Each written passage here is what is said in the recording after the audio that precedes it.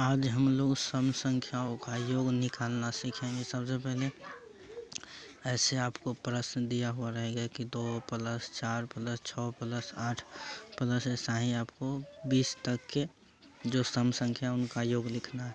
तो इसके लिए एक सिंपल सा फार्मूला है, x × x + 1। यह आपका एक सूत्र है, इस पर ही यह निकाला जाता है। तो x बराबर हम सबसे पहले किसको मानते हैं, तो x बराबर भी एक फार्मूला है जिसको हम n/2 कहते हैं। n बराबर होता है अंतिम संख्या, अर्थात x बराबर निकालने के लिए n बराबर होता है 20। अंतिम संख्या 20 है तो हम n बराबर 20 मानेंगे, बटा 2 है तो 2 से हम इसको काट देंगे तो हो जाएगा 5 10 दूना 20। तो x बराबर आ गया 10। अब यहाँ हम x का मान बैठा सकते हैं और निकाल लेंगे। तो x बराबर आ गया 10, तो 10 × 10 + 1 हो गया। अब 10 कोष्ठ का मतलब होता है गुना, तो 10 × 1 = 11। अब इसको हम गुना कर देंगे, 11 × 2 = 110। अब हमारा यहाँ आ गया आंसर कि 2 से लेकर के 20 तक के सम संख्याओं का योग 110 आएगा।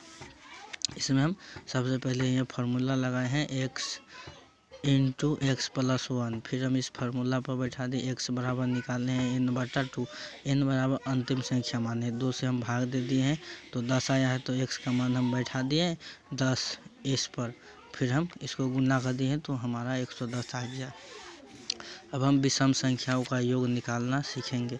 तो सबसे पहले मान लीजिए इसमें ऐसे प्रश्न देगा 1 + 3 + 5 + 7, ऐसा ही आपको दे देगा मानिए 23 तक। तो 23 तक के विषम संख्याओं का योग आपको लिखना है।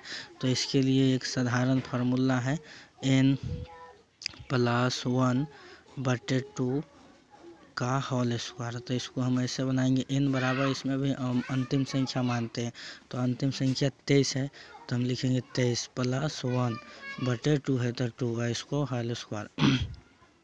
अब फिर 23 में हम एक जोड़ देंगे तो हो जाएगा 24। 24 को फिर हम 2 से भाग देंगे, इसका स्क्वायर, तो 2 से भाग देंगे तो हो जाएगा 12।